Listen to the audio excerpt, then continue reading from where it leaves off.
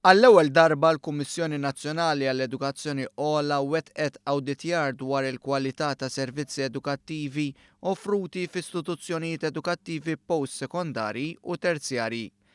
Minnu rriżulta kemm il-Kunsill Malti għall-Arti, Xjenza u t-Teknoloġija qed joffri kwalità għolja fil-qasam tal-edukazzjoni vokazzjonali.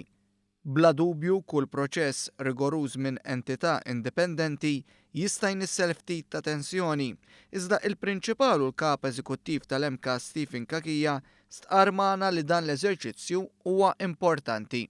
Għalhekk huwa importanti għall kredibilità tagħna li jkun dat tip ta' external audit minn entità indipendenti minna biex niġu assikurati dak li qed nagħmlu qegħdin fid-direzzjoni tajba. Aħna rajniha bħala proċess pożittiv ta' kif aħna nistgħu nibqgħu ntejbu dak li qed nagħtu l-istudenti tagħna.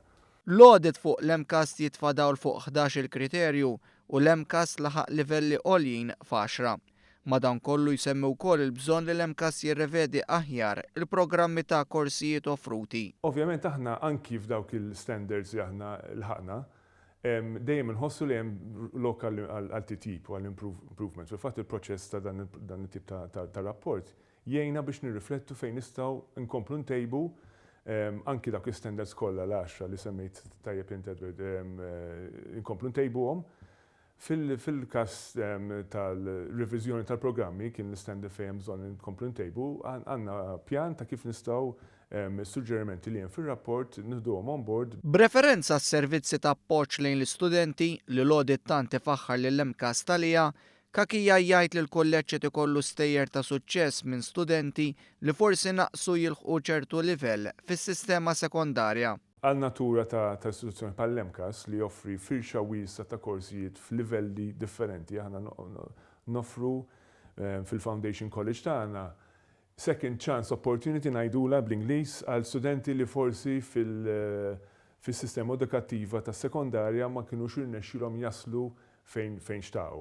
Mawa News il-prinċipal tal-MKAS tisostni li apparti li l-ekonomija Maltija għandha bżonn aktar nies imħarġa f'ħiliet tekniċi differenti, għal studenti li l-edukazzjoni akkademika tradizzjonali ma tinbitx fihom, l-edukazzjoni vokazzjonali hija bħal manna niżla mis-sema.